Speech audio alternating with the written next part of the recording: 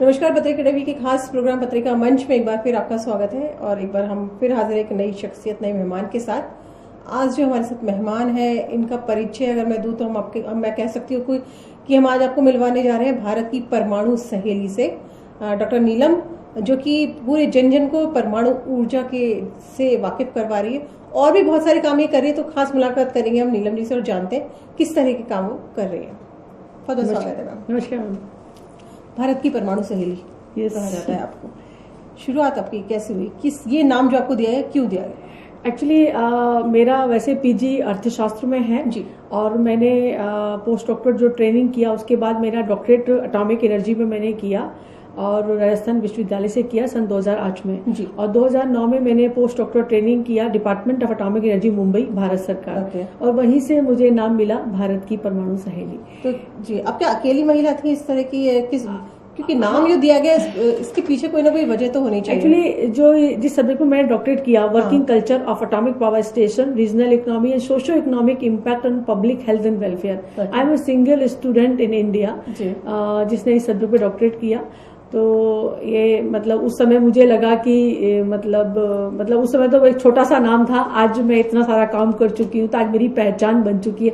लोग मुझे परमाणु सहेली के नाम से ज्यादा पहचानते। मैं अपना नाम बोलती हूँ साथ में भारत की परमाणु सहेली तो जल्दी ही उनको रिकॉग्नाइज हो जाता है। जी जी। तो ये जो आप कर रही हैं काम, इसकी शुरुआत आपकी किस तरह से हुई? कब से आपने ये सब शुरू कर दिया लोगों को इस न्यूक्लियर पावर से जानकारी देना? ओके। एक्चुअली मेरा डॉक्टरेट और पोस्ट डॉक्टरेट ट्रेनिंग हुआ। उसके बाद में एज ए असिस्टेंट प्रोफेसर के पद पर मैंने जयपुर वुमेन्स यूनिवर्सिटी में सन 2010 में मैंने नौकरी ज्वाइन की और 2011 में जापान में फुकुशिमा इंसिडेंट हुआ, भूकंप और सुनामी आई और पूरे देश में, भारत में परमाणु ऊर्जा को लेकर लोगों के मन में काफी सारी गलतफहमियां, बहुत सारा डर और बहुत सारा विरोध शुरू हो गया, जबकि बहुत बड़ा सोर्स है बिजली बनाने का।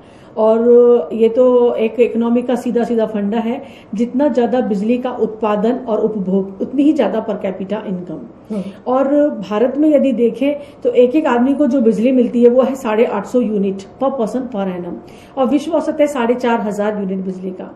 और चाइना को मिलती है 5500 यूनिट बिजली और अमेरिका, फ्रांस, जापान, जर्मनी को मिलती है 8000 से लेकर 13000 यूनिट बिजली।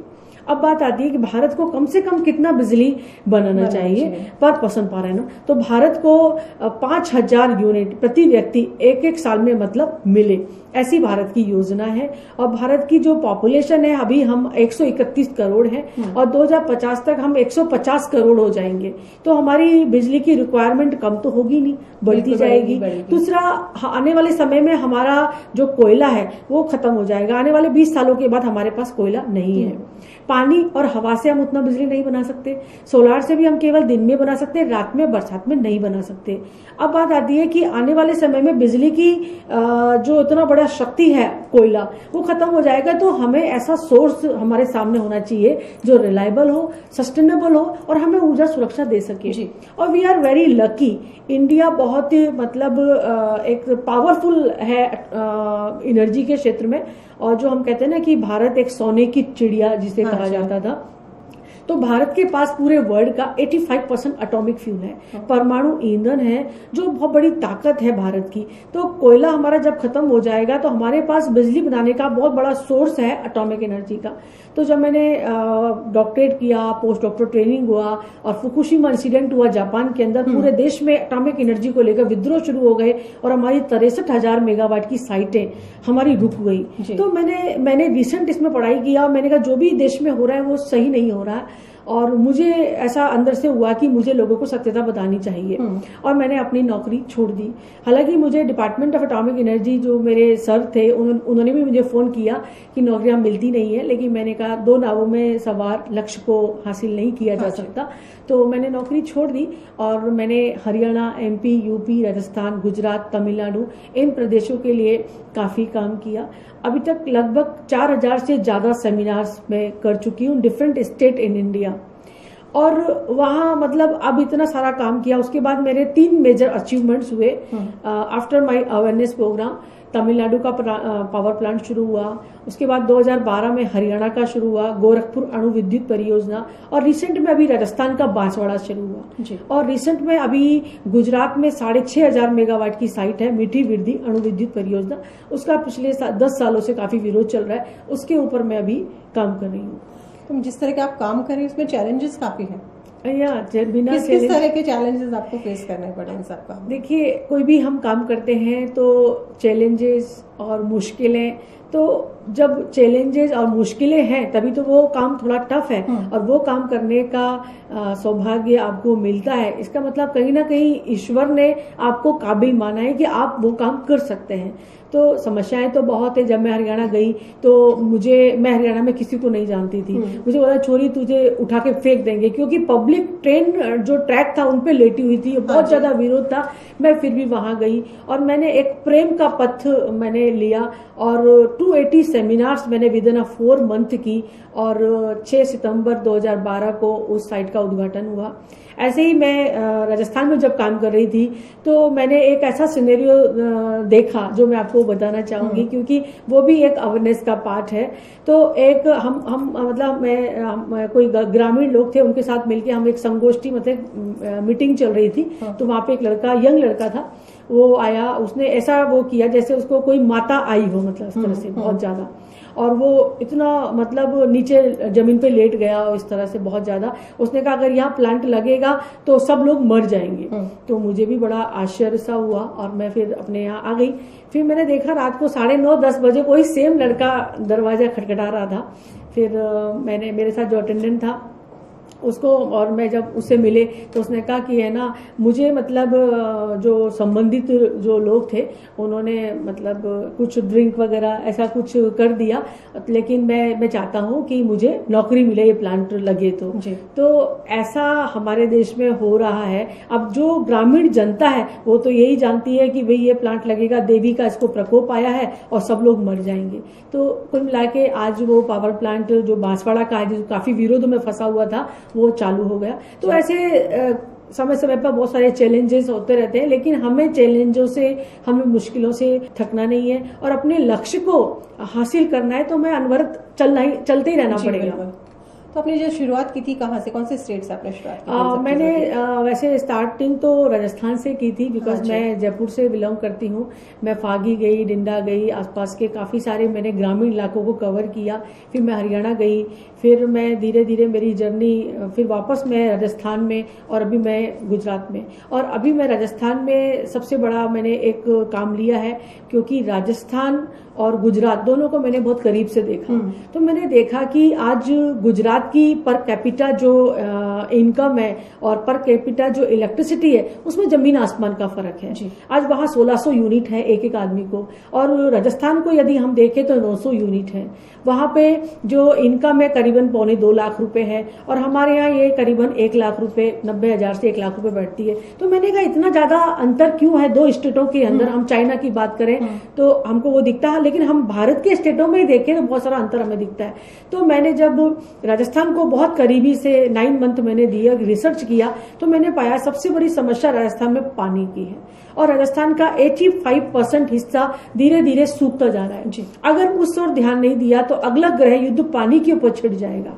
तो मैंने कई सारे डिस्ट्रिक्ट्स का, मैं शेखावटी क्षेत्र में गई, चूरू, झुंझुनू, जो ये सीकर है उस बेल्ट में गई, और वहां जब मैंने देखा बहुत बड़ी बड़ी जमीन पूरी सूनी पड़ी हुई है, पानी की पुकार कर रही है, जैसे पानी के लिए तड़प रही हो। तो मैंने एक बीड़ा उठाया, नहीं, राजस्थान को पानी की समस्या से निजात दिलानी होगी। तो मैंने अपनी एक मुहिम शुरू की है राजस्थान के अंदर, और उसमें उसको नाम दिया है नदी जोड़ो अभियान। ये काम मैंने अभी राजस्थान में शुरुआत की है। तो मैं यही सब, जैसे नदी जोड़ो अभियान की बात करी, कहीं ना कहीं आप सदगुरु से प्रेरित हैं? नहीं, क्योंकि उनका भी बहुत बड़ा पूरे देश भर में चल रहा है। देखिए मैम, जब से देश आजाद हुआ हमारी बहुत बड़ी बड़ी योजनाएं बनी। हमारी, और वो योजनाएं कहीं ना कहीं विरोधों में फंसकर रुक गई। तो और बहुत सारे लोगों ने पहल की जो आज नदी जोड़ो अभियान में जुड़े हुए हैं, लेकिन ऐसी कौन सी रणनीति जिसके तहत ये काम हो सकेगा, वो रणनीति पे मैं काम कर रही हूँ। क्योंकि राजस्थान को यदि हम देखें तो राजस्थान में एक उत्तरी और पश्चिमी जो इलाका है जहां पर कोई भी नदी नहीं है, बाड़मेर, जैसलमेर, चूरू, झुंझुनू, वहां पर केवल एक गंग नहर है, और गंग नहर से भी करीबन 17 लाख हेक्टेयर जमीन को सिंचित होना था, लेकिन अभी 5 लाख हेक्टेयर जमीन पर ही काम हुआ है, मतलब पहले चरण का काम हुआ है। इससे केवल हनुमानगढ़, गंगानगर और जैसलमेर, बाकी का जो सेकंड चरण का काम था वो नहीं हुआ है। तो एक तो वो काम होना बाकी है। दूसरा, जो एक यमुना साबरमती नदी, ये कुल जो टोटल योजना है, ये इसके 2 पार्ट हैं। यमुना राजस्थान लिंक पहला पार्ट, और इससे जो उधर के जो इलाके हैं बीकानेर, चूरू, झुंझुनू, उन बेल्टों को पानी मिलेगा। दूसरा जो बेल्ट है वो है राजस्थान साबरमती नदी लिंक, उससे सौराष्ट्र को भी पानी मिलेगा, और राजस्थान के जो रेगिस्तानी इलाके उनको पानी मिलेगा। इसके साथ दक्षिणी और पूर्वी इलाका है जहां पर केवल 12 महीने बहने वाली जो नदी है वो हमारी चंबल है, जो मेन जो नदी है। इसके साथ में माई नदी भी है, और ब्राह्मणी, बनास, गंभीरी, पार्वती, ये नदियां हमारी सीजनल है, मतलब 9 मंथ सूखी रहती है, 3 महीने बहती हैं, और बारिश में 14,000 लाख घन मीटर पानी बरसता है, जो वैसे ही वेस्ट होकर बंगाल की खाड़ी में चला जाता है। तो हमें वो बरसात का पानी जो वेस्ट चला जाता है, उससे हमें जो नदियां सूख गई हैं उसमें उस पानी को प्रवाहित करना है। उसको नाम दिया है पूर्वी नदी नहर परियोजना। अगर ये सारी चीजें हमारी कंप्लीट होती हैं तो राजस्थान का 2,87,000 लाख हेक्टेयर जो जमीन है उसमें पानी मिलेगा। मैं एक छोटा सा ब्रेक ले लेते हैं, ब्रेक के बाद मैं थोड़ा सा और जानूंगी आपके जो प्रोजेक्ट्स के बारे में। तो पत्रिका में अपने फिलहाल वक्त एक छोटे से ब्रेक का, ब्रेक के बाद भी नीलम जी से बातचीत का सिलसिला जारी रहेगा। बने रही पत्रिका टीवी के साथ। ब्रेक के बाद आपका स्वागत है, आप देख रहे हैं पत्रिका पंच, और हम बात कर रहे हैं डॉक्टर नीलम गोयल से। मैम, जैसे आप बता रही थी, इतने सारे प्रोजेक्ट है, इतनी सारी परियोजनाएं हमारे देश में चल रही है, पूरी नहीं हो पाती। आप अवेयर कर रही है लोगों को, ग्रामीणों को, लेकिन सरकारी स्तर पर किस तरह के प्रयास किए जा रहे हैं? राजस्थान की बहुत से राज्यों के साथ जल विवाद भी चल रहे हैं, उनकी उस दिशा में आपकी तरफ से कोई प्रयास किए जा रहे हैं? एक्चुअली क्या है, मैंने वो काम लिया है कि सरकार कौन है जी, हम लोग ही सरकार है। यदि हम लोग जान ले कि योजना हमारे ही फायदे के लिए है तो हम लोग वो ताकत बन सकते हैं। इसलिए मैंने एक ऐसा बीड़ा उठाया है, 2 करोड़, राजस्थान की टोटल पॉपुलेशन कितनी है? 7.5 करोड़, जिसमें से 4 करोड़ हमारे वयस्क हैं, जिसमें से करीबन 3 करोड़ लोग ग्रामीण वयस्क हैं, और मैंने 3 करोड़ में से 2 करोड़ लोगों को अवेयर करने का बीड़ा उठाया है, ताकि 2 करोड़ लोग ये ठान ले कि ये योजना हमारे फायदे के लिए है, और जब भी योजना आएगी हम इसका समर्थन करेंगे। तो जागरूक जनता और सुदृढ़ शासन, तो सतत विकास। तो जनता को ये पता होना चाहिए कि सरकार कौन है, हम ही लोग हैं। और आज हम ही लोग बड़ी बड़ी योजनाओं का विरोध करेंगे तो सरकार जो हमने चुनी है तो वो विरोध वाला काम में कैसे हाथ देगी? तो ऐसा, जैसे आज बांसवाड़ा में कितना विरोध चला था, कितने सालों तक लोगों का विरोध सहन करना पड़ा, लेकिन इससे नुकसान किसका हुआ? हमारा हुआ। तो मैंने जो नदी जोड़ो अभियान में लिया है कि 2 करोड़ लोग यदि एकजुट हो जाते हैं तो सरकार को भी स्टेप लेने में सहूलियत हो जाएगी। तो सरकार का मोरल सपोर्ट है, लेकिन पब्लिक की एकजुटता, वो ताकत सबसे बड़ी जरूरत है आज। सुदृढ़ जनता, जागरूक जनता की तो आपने बात कर ली, लेकिन सुदृढ़ सरकार या सुदृढ़ शासन, क्योंकि वहां से कहीं ना कहीं कोई ढिलाई होती है, इसलिए हमें अपना पानी नहीं मिल पाता पड़ोसी राज्यों से। नहीं, वो देखिए, जैसे यमुना साबरमती नदी की बात कहें तो यमुना अपर बोर्ड से मतलब जलदाय जो विभाग है वहां से पानी की स्वीकृति है, योजना तैयार है, एफआर बन चुकी है, अभी डीपीआर नहीं बनी है। तो जब योजना आए तो उसका विरोध नहीं हो, इससे पहले लोगों को उसके प्रति जागरूकता हो जाए। हमारे यहाँ क्या होता है, योजना इम्प्लीमेंट होती है और उसके बाद लोगों का विरोध चलता रहता है। तो मैंने प्लानिंग लिया है कि योजना तो तैयार है, ये भी योजना इंट्रोड्यूस नहीं हुई मतलब पब्लिक के सामने, उसके पहले पब्लिक को ये अवेयर हो जाए कि हाँ ये योजना आएगी, इससे हमारा इतना फायदा होगा। आज किसान की, आज हमारे यहाँ राजस्थान में 1 करोड़ ग्रामीण परिवार है। एक परिवार की जो सालाना इनकम है वो 44,000 रुपए है। आज आप गंगानगर को देख लीजिए, वहां पर पानी आने से, गंग नहर आने से 2 लाख रुपए मतलब प्रति साल की इनकम है। और वहीं चूरू में देख लीजिए आप 500 रुपए भी नहीं है। तो यदि पानी मिलेगा तो साल में 3 फसल यदि उगाए तो 6 लाख रुपए होती है, जबकि गंगानगर में 1 से सवा फसल उगाई जाती है। मतलब एक फसल कंटिन्यू लेते हैं, 2 फसल भी नहीं ले पाते, तब जाके 2 लाख रुपए इनकम है एक एक ग्रामीण परिवार की। यदि वो 3 फसल ले तो इनकम तिगनी हो जाएगी। तो किसान को फायदा हो, ये मतलब पता चले कि ये नदी जुड़ने से मेरे को फायदा, मेरे को इतना बजट, यदि मेरी जमीन जाती है तो मुझे उसका उचित मुआवजा मिलेगा, तो वो उसका विरोध नहीं करेगा। अब समस्या क्या आती है, जैसे ब्राह्मणी बनास चंबल को जोड़ने की छोटी सी योजना है जी। ये कितने 5 साल पहले ही इसकी शुरुआत हो चुकी थी, लेकिन 2018 के लास्ट में इसका डीपीआर मतलब बना। और इसमें सबसे बड़ा विरोध क्या हो रहा है, किसानों का विरोध हो रहा है कि हम ब्राह्मणी पर डैम नहीं बनने देंगे। कारण क्या है, सबसे बड़ा मुआवजा राशि। तो 60 अरब की योजना है, पीडी कोर कंपनी को इसका ठेका मिला है, मतलब योजना का कार्यभार। और 2 मतलब अरब रुपए, मतलब 60 अरब की है और 2 अरब रुपए इसके मतलब उसमें है भूमि का मुआवजा राशि के लिए। अब किसान असंतुष्ट हैं, इस चीज का फायदा वो लोग उठाते हैं जो किसी न किसी रूप में ये योजना को नहीं होने देना चाहते। यदि किसान को 1 बीघा जमीन का 3 लाख रुपए मिलेगा फॉर एग्जाम्पल, तो वो अपनी जमीन क्यों देगा? वो नहीं देगा, वो असंतुष्ट होगा। उसे उसी जमीन का यदि 17-18 लाख रुपए मिलता है तो वो खुशी खुशी जमीन को देगा। इसका एक प्रैक्टिकली उदाहरण मैं आपको देना चाहूंगी। जब हरियाणा में 2800 मेगावाट का पावर प्लांट लगना था और किसान असंतुष्ट थे, जमीन के लिए बहुत सारा विरोधाभास चल रहा था, और जो संबंधित कंपनी थी वो 74 करोड़ रुपए देने को तैयार थी। फिर सरकार उसके अंदर 83 करोड़ रुपए देने के लिए राजी हुई, फिर भी लोग नहीं मान रहे थे। फिर मैंने उस समय के प्रधानमंत्री जी को चिट्ठी लिखी थी कि ये योजना यदि 1 साल भी डिले होती है तो इससे 500 अरब रुपए से लेकर 1500 अरब रुपए का सालाना नुकसान होता है। तो किसानों के द्वारा वन टाइम मांगी जाने वाली राशि किसी भी रूप में ज्यादा नहीं है। तो इस पर पूरा ऑडिटिंग कमेटी बैठी, पूरा कैलकुलेशन हुआ वापस से, तो 400 करोड़ रुपए सैंक्शन हुए 83 करोड़ रुपए की जगह। तो किसानों को हर बीघे का पूरा मुआवजा उन्हें मिला, तो उन्हें खुशी खुशी जमीन को दी। तो हमारी जो हाई प्रोफाइल की जनता है, जो डिसाइड करती है कि कितना मुआवजा दिया जाए, उसको अवेयर होना बहुत जरूरी है, क्योंकि रेवेन्यू कहाँ आएगा? सरकार के पास आएगा। तो किसान ने अपनी जमीन को छोड़ा तो उसे उतना मुआवजा मिले ताकि वो खुशी खुशी उस जमीन को दे सके, और उसे कहीं ना कहीं एक फीलिंग नहीं हो कि मैं, क्योंकि वो हर साल उसे पानी और बिजली मिल जाए तो वो तो खुद ही राजा है। और कहीं ना कहीं नदी जुड़ेगी या पावर प्लांट आएंगे, जमीन जाएगी तो किसी भी किसान की जमीन होगी, तो उस किसान को उसका पूरा मुआवजा मिलना चाहिए।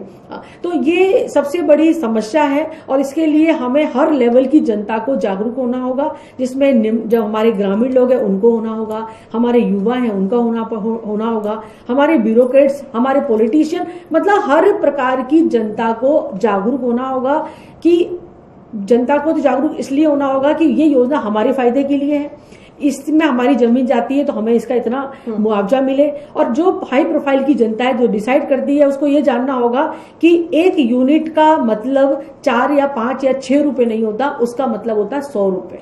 तो इसी प्रकार से किसान की जमीन का जो मुआवजा तय करें, उसका उतना करें कि उसका आउटपुट हर साल कितना मिलेगा, जो रेवेन्यू कोष में आएगा। इसलिए किसान के द्वारा वन टाइम जो मांगी जाने वाली राशि है वो किसी भी रूप में किसान को परेशान ना करे, किसान के हिसाब से, मार्केट वैल्यू के हिसाब से होनी चाहिए। तो हमारे आधे विरोध ऐसे खत्म हो जाएंगे, क्योंकि किसान तो अनजान है, और उसको वो लोग जो एंटी बिजनेस लॉबी हो सकती है, एंटी न्यूक्लियर लॉबी हो सकती है, सोशल वर्कर हो सकते हैं, जो इस बात को लेकर किसान को दिग्भ्रमित कर सकते हैं। इसलिए हमें किसान को पूर्णतः सच्चाई के साथ, उसको एक दोस्ताना व्यवहार के साथ उसको बताना होगा, ताकि वो पूरी तरह से अपना मॉरल सपोर्ट दे सके। क्योंकि पानी की योजना, बिजली की योजना, इससे पूरे देश हित की योजना है।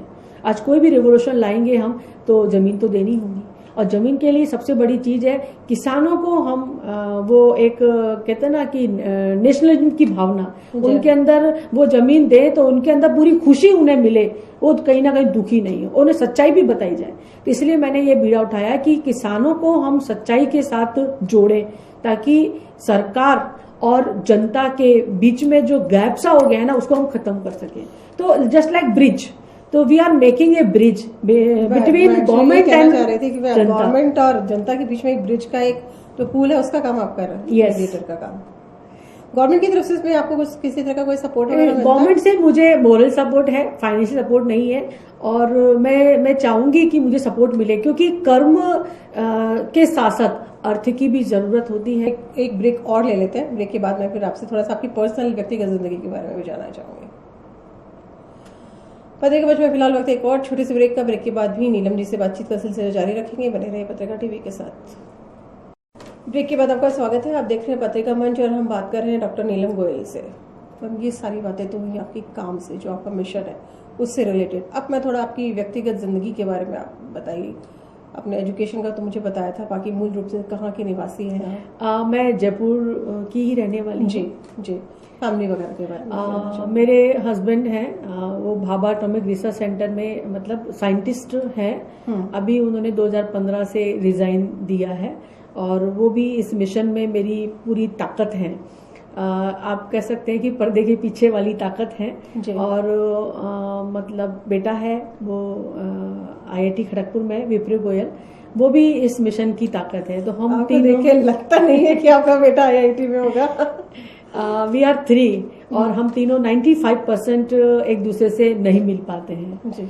क्योंकि हम तीनों ने ऐसा एक बीड़ा उठाया। उसने भी बचपन से घर में इस तरह का एक माहौल देखा त्यागमय, और इसी फील्ड से, तो लकीली वो भी इसी फील्ड में है। IIT खड़गपुर 3rd ईयर में MTech कर रहा है, इकोनॉमिक्स, मैथमेटिक्स एंड कंप्यूटिंग।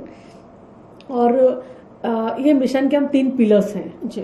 और मेरे हस्बैंड, जब मेरी मतलब शादी हुई थी, तो उन्होंने मेरे अंदर कुछ क्वालिटीज को देखा होगा और मुझे पूरा सहयोग दिया शुरू से ही, और आज वो मेरी बहुत बड़ी ताकत है। मतलब मैं मेरे पास शब्द नहीं है, लेकिन we are going to change scenario in Rajasthan और इंडिया। बिल्कुल श्योर। चैलेंजेस घर पे तो चलिए आपको हस्बैंड का सपोर्ट मिला, सोसाइटी या आसपास के लोगों से कुछ? मुझे अपनी फैमिली का पूरा सपोर्ट है। मेरे सास ससुर, उनका भी मुझे बहुत सारा प्यार, मेरे देवर जेठ और मेरे मायके वाले, मेरी मम्मी, और इवन मेरे पापा। तो जब मैं 10वीं क्लास में थी तो मेरे पापा खत्म हो गए थे, और मेरा पूरा स्कूलिंग मेरा अजमेर से हुआ था, और बचपन में वो मुझे हीरा बोलते थे। तो मुझे समझ में नहीं आता कि मतलब वो मुझे क्यों ऐसा बोलते हैं, लेकिन आज मुझे पूर्णतः विश्वास है, मतलब हो गया है कि आई एम रियल में मैं हीरा हूँ। और वो लास्ट मोमेंट में मुझे बोल के भी गए थे कि तुम अपनी पढ़ाई मत छोड़ना, जब मैं मात्र 13 साल की थी, और तुम्हें मतलब बहुत बड़ा काम करना है देश के लिए। तो आज उनके जो कहे शब्द हैं वो मेरी बहुत बड़ी प्रेरणा है, और मुझे आज भी वो शब्द याद हैं। और उसके साथ शादी के बाद मुझे अपना जो लाइफ पार्टनर है वो भी मुझे इस तरह से मिले, ये कुछ गॉड का है। और मेरी भृगु संहिता में भी लिखा है कि मैं पिछले जन्म में कोई महारानी थी, और मैंने ये चीज जानी कि पिछला तो कोई बता सकता है, चलो भविष्य में नहीं बताएगा, तो कुछ काम आपके अधूरे रह गए थे, इसलिए आपको वो कामों को पूरा करने के लिए आप इस जन्म में। तो मुझे कहीं ना कहीं लगता है कोई ना कोई पिछली कहानी। तो अब राजस्थान में झांसी की रानी का पदार्पण हो चुका है, तो ऐसा मुझे लगता है कोई ना कोई ताकत मेरे साथ है, और जो मेरी बहुत बड़ी शक्ति है।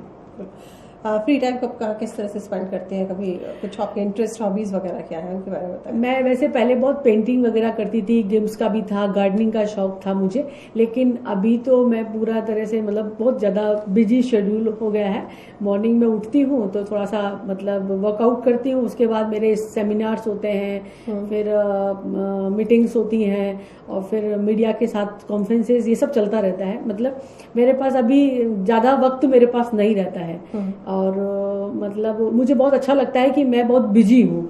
और इतना मतलब मेरा बेटा अभी 3rd ईयर में है, 19 ईयर ओल्ड है, ही। और मतलब इस समय लोग सोचते हैं कि मैं क्या करूं, तो मुझे मैं हर वुमन को, हर एक नारी शक्ति को एक मैं संदेश भी देना चाहूंगी कि शादी होती है तो उसके बाद अपने आप को ऐसा फील नहीं करें कि अब शादी हो गई, अब अपने लिए भी कुछ ऐसा वक्त और अपने आप को भी बिल्कुल प्रिपेयर रखें, क्योंकि जब बच्चे बड़े हो जाते हैं और बाहर चले जाते हैं तब आपको फील होता है और तब आप अपने आप को बहुत मतलब एक गिरावट वाले ग्राफ में मतलब महसूस करती हैं। तो वो गिरावट वाला ग्राफ आपके सामने नहीं है, इसलिए जैसे जैसे बच्चे बड़े होते जाएं वैसे वैसे आप उनके साथ साथ अपने आप को रिन्यू करती जाएं। अपने आप को ऐसा फील नहीं करें अरे हम तो अब हमारा टाइम तो निकल गया, हम तो अब बूढ़े हो गए, ऐसा नहीं है। हम चाहें तो वक्त के साथ दौड़ सकते हैं, क्योंकि वक्त तो रुकने वाला है नहीं, हमें उसके साथ दौड़ना पड़ेगा। और बच्चे भी नहीं रुक सकते, तो बच्चों के साथ साथ अपने आप को रिन्यू बनाए रखें, तो उससे क्या होगा, कभी भी आपको लगेगा ही नहीं कि समय निकल गया। ऐसा मेरा प्रैक्टिकल अनुभव है। और मैं टीवी के माध्यम से जो भी सोसाइटी की महिलाएं हैं उन सबको मैं ये एक मतलब एक सुखद जो उनके अंदर एक हमेशा स्फूर्ति रहे कि हम हमेशा नए, हम कुछ भी कर सकते हैं और कुछ भी काम करने की कोई उम्र नहीं होती। आदमी जब चाहे जब अपने आप को तैयार कर सकता है। 10 साल भी निकल रहे हैं तो 10 साल के बाद शुरू का समय थोड़ा टफ रहेगा, 2-4-6 महीने आपको लग सकते हैं, उसके बाद आप अपने आप को रिन्यू कर सकते हैं। और उसके साथ आप अपने बच्चे आपके 18 साल के 20 साल के हैं तो आप भी ऐसा महसूस करेंगे कि मैं भी अभी उतने ही साल की हूँ। तो कभी भी हारे नहीं, थके नहीं। फिजिकली फिट अपने आप को किस तरह से रखते हैं आप, क्योंकि आपको देख के लगता ही नहीं कि आपका बेटा इतना बड़ा होगा? एक्चुअली मैं ज़्यादातर नाइट का डिनर नहीं करती हूँ और लंच भी मेरा हैवी नहीं रहता है। घर पे आती हूँ तो जरूर मैं खाना खाती हूँ, लेकिन बाहर रहती हूँ तो लंच और डिनर मेरा स्किप रहता है। और मैं मॉर्निंग में जूस भी पीती हूँ और फ्रूट्स भी खाती हूँ, सलाद भी खाती हूँ और कभी कभी मैं खाना भी खाती हूँ, ऐसा नहीं है। लेकिन मैक्सिमम मैं डिनर नहीं करती, 90% नहीं करती। रात को दूध भी पीती हूँ और वर्कआउट जरूर करती हूँ। और काम करने से सबसे बड़ी खुशी होती है। कहते हैं ना कि आप अपने आप को बिजी रखते हैं और मतलब काम में पूरा तरह से पूरा पॉजिटिवली। और सबसे बड़ी मेरी जो एक खुशी और मेरा जो फ्रेशनेस का सबसे बड़ा कारण है वो है कि आम लोगों के साथ मैं रहती हूँ। मैं गांव में जाती हूँ, मैं स्कूलों में जाती हूँ, मैं 2-2 हजार बच्चों के साथ सेमिनार करती हूँ। उन सेमिनार करने के बाद जो खुशी मुझे मिलती है वो मेरा बहुत बड़ा टॉनिक होता है। तो आप वो काम जो करते हैं ना जिससे आपको खुशी मिलती है वो आपको एक्स्ट्रा एनर्जी देता है। आई थिंक सो, मेरे को ऐसा लगता है, क्योंकि मुझे बहुत लोग मुझसे बोलते हैं कि आप इतने सालों बाद भी ऐसा मेंटेन, ऐसा कुछ एक्स्ट्रा मैं कुछ नहीं करती, लेकिन मैं पब्लिक डीलिंग में होती हूँ, गाँव के लोगों के साथ होती हूँ, उनके साथ स्पेयर समय जब मैं निकालती हूँ तो मुझे बहुत एक पॉजिटिव एनर्जी का संचार होता है। जी बिल्कुल। वैसे मैं एक कविता भी आप कहें तो मैं शेयर कर सकती हूँ। जरूर। उजाले साए अंधेरे, उजाले साए अंधेरे, गर्मी सर्दी बारिश, उजाले साए अंधेरे, गर्मी सर्दी बारिश में वियवान रास्तों पर अकेले ही चलती रही मैं। होली दिवाली ईद तीज त्योहारों पर भी, होली दिवाली ईद तीज त्योहारों पर भी जन जन तक पहुंचती रही मैं। ग्रामीण जनता की परेशानियों, चिंताओं और बेबसियों से भी रूबरू होती रही मैं। संजीले सवले युवक युवतियों में पनप रहे राग और द्वेष से भी रूबरू होती रही मैं। आपकी जो कविता आपने सुनाई है मुझे लगता है बहुत ही अच्छी कविता थी, और जिस तरह से आप कविता सुना रही थी मुझे लगता है कुछ और लोगों को भी इससे इंस्पिरेशन मिलेगी। और आप, मैं ये चाहूंगी चलते चलते, क्योंकि समय का तकाजा है, बातों का सिलसिला हम, मुझे लगता है आगे कभी भविष्य में मौका मिलेगा तो आपसे फिर बात करेंगे। फिलहाल के लिए इतना ही। और मैं चाह रही हूँ जिस तरह से आप काम कर रही हैं उसी तरह से आप काम करती रहें, आगे बढ़ें और नई नई विचारों को छुएं। थैंक यू, शुक्रिया मैम। तो पत्रिका टीवी में ये थी हमारे साथ डॉक्टर नीलम गोयल। फिलहाल के लिए इतना ही, फिर मिलेंगे किसी नए मेहमान के साथ, तब तक के लिए दीजिए इजाजत। नमस्कार।